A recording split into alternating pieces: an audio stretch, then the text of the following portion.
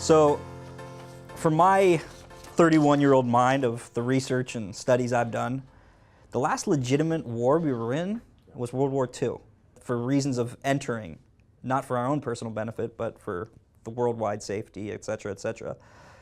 Talk about our engagement in wars since World War II, how those started, what have kind of come from those wars, and what have we learned, or what lessons haven't we applied? Well, if you look at World War II, I do believe it was a just war as well, because we had to stop Hitler and stop the slaughter of innocent people and the imperialism that Germany was about to undertake worldwide. But after World War II, there was a chance we could have actually made the world much better and safer for everyone if we had taken a much more moderate, measured approach to the system of the Soviet Union, which was also concerned about its own security. The Soviets had lost a lot of lives in defending, right, against Germany and Hitler. Yeah. Oh, huge, and the British. And if the U.S. had come out of World War II understanding that the Soviets were concerned about their security as well. They'd been invaded 3 times in the last 150 years, from Napoleon, Kaiser, and then Hitler. So the Soviets wanted to have some kind of a buffer zone to keep another invasion from occurring. They went ahead and engineered certain kinds of coups and elections to get friendly regimes on their eastern border, on the western border. I'm not justifying that type of Soviet dominance, but I'm saying we have to understand how we can, once we understand a country's situation, we can work to reduce the tensions and to ameliorate the problem. Our elites that led this country since World War I don't care about the other countryside or about our potential enemies. They in fact ratchet up the tension by saying, those guys are out to get us. We got to get them first before they get us. And it keeps escalating. I'm not saying we're the only ones to blame. I'm just saying sometimes there's a misunderstanding. Other times it's just basically aggressive action on the part of imperialist leaders here who are concerned mainly about American markets. Why do we have 1,000 military bases around the world? You tell me. 1,000 U.S. military bases around the world in active bases. In how many countries? Out of 200 countries, we're in 150 countries. Can you believe that? And you know what it costs the American taxpayer to maintain those bases, just to maintain those bases? $250 billion a year, $250 billion. I remember being, I think I was 16 during September 11th, and then a couple years later when Bush came out to go invade Iraq, and I had enough, I think, academic and insight and understanding of world issues to know that this guy was pulling one over us. Yes. How did that happen and continue to happen and continues to happen, knowing that there's more problems now than actually when we went in? Part of it is the responsibility of the corporate-owned media, the mass media, which acts more like a lapdog rather than a watchdog. For example, when President Bush went on television in February, and he gave the State of the Union address saying, we have to go into Iraq. There are weapons of mass destruction there. Iraq is buying yellow cake uranium from Niger. They're trying to build weapons of mass destruction. And Iraq and Saddam Hussein are involved with bin Laden and terrorism. Complete fabrications and lies. Bush put those out there. He said he was misled. It was all proven false. And yet, 75% of the American public believed it because the media, the corporate media that reported on Bush's speech, did not challenge him directly. NBC did ask me to come on their news, okay, in February when Bush was making that speech. The day after he made it, they had me on NBC. It's on my website. You can even go and see the interview. Whenever action is necessary, I will defend the freedom and security of the American people. What do you think Americans thought of that statement? And also, what do you think the Allies thought of that statement? I think it's a very critical statement because he's suggesting that he will go forward regardless of what the United Nations will do, without any sanctions from the UN supporting the U.S. He'll still go into Iraq and change the regime if need be.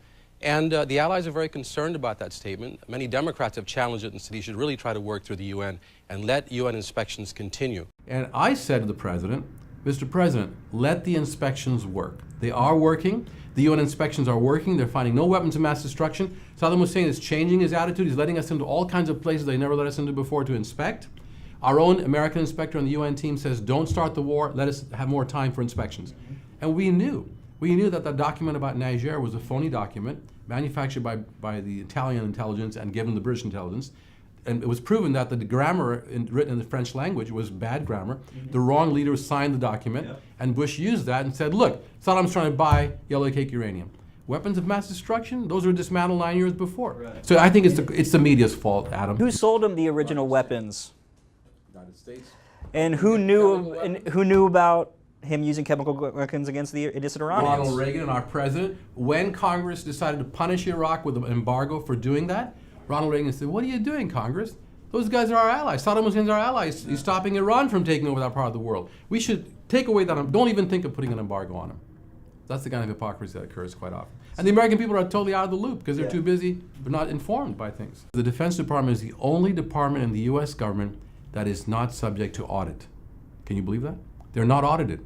Congress has ordered them to be ready for audit several times. They've never been ready for it. Instead, I quoted Linda Woodford, a woman who works for the Defense DFAS, the Defense Finance Agency, that writes the paychecks for soldiers, that keeps track of the money as to how much is being spent on the M1, the Abrams tanks versus the other planes. What happened? She says, "We are told by our superiors when the budget doesn't match, when the numbers don't add up from what we get from the Congress and what we spend in the Pentagon, when it doesn't add up, we have to use plugs. They plug in false, phony numbers to make the numbers match." I'm telling you, this has been documented. And we're spending just hundreds of millions in the F-35 Joint Strike Fighter, which can't fly or turn or climb, as the Rand Corporation instead. Sure. This plane is a boondoggle, and we'll still keep buying it, right? Obama and the Congress has voted for $1 billion this year to buy several more F-35s that don't even work, that many generals don't even want. Right. Because why? The military-industrial complex lobbyists for Lockheed Martin are giving money to members of Congress. And there is an F-35 caucus in Congress, made up of 35 members of Congress, whose sole purpose is to get money for that airplane. That's the corruption, my friend. That's what Bernie Sanders is talking about, how to change this dollar democracy and make it a true democracy. So the last documentary I just finished was about the fact that there's 22 veterans who commit suicide every day in America, almost one every hour. Also, it's a terrible thing. It seems that we've become, if you're anti-war, you're anti-American, and the fact that we have no problem sending these young men and women who are doing more tours than any time in history, the longest wars in American history, and not doing anything for them when they come back. How come no one's outraged about that besides the people on the front lines, but we have no problem sending them through the cycle again? I'm definitely outraged about it. Part of the reason that many people are not is many people with a volunteer army don't have any skin in the game.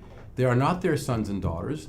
The army it touches very few people's lives because they're not related to the other people. It's not a draft army, right? We become anti-intellectual, anti-education, and anti-fact. So for someone who's been in the field and doing that, I mean, it really doesn't matter. You can show them point blank, these are the numbers, this is the truth, this is the reality. They're still so emotionally driven, it doesn't sway their view either way. They're steadfast in that view. How do we change that? Here's how we do it in my humble estimation and study. And what you said is absolutely true. Many people on the right, they say, don't confuse us with the facts. We know what's right. We know what's real. And they just go forward. They plow forward. Here's how we change it. We bring in the people who are in the middle, who haven't decided, who are not educated on this issue at all, which is the vast majority of Americans.